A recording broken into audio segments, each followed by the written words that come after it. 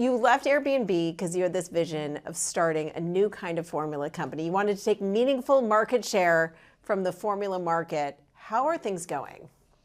I don't think any quarter is what you expect, especially in the infant formula space.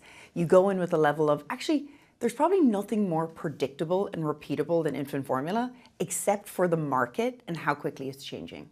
So it's been fast growth, it's been fast change. But you remember, back in 2022, America couldn't feed babies. For the first time in decades, this industry saw, not just national change, but global change, and we've been trying to keep up ever since. So walk us through your origin story.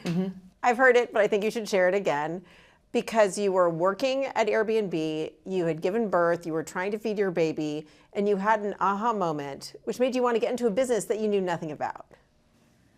It's true. That is true. I had my daughter, and it was in that moment where I thought I knew everything about motherhood. I had all of these expectations of how it was going to go, and then I went to feed her, and it didn't go as planned.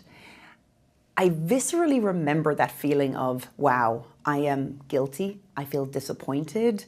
Why is it that the product hadn't changed? I remember walking into a pharmacy, buying infant formula, and hoping that they would give me a bag that you couldn't see through it, because I felt so embarrassed about the product that I was buying.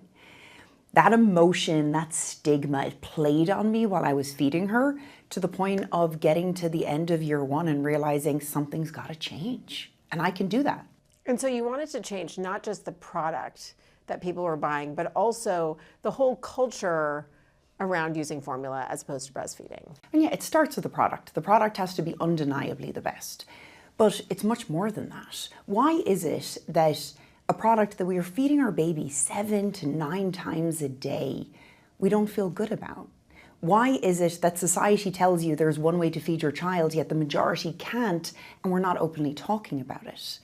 Why is it that you can proudly wear a brand across your chest for something maybe you sign up for once a year, but infant formula is not something that you're proudly discussing with your friends? So changing the conversation, I think, is the majority of it.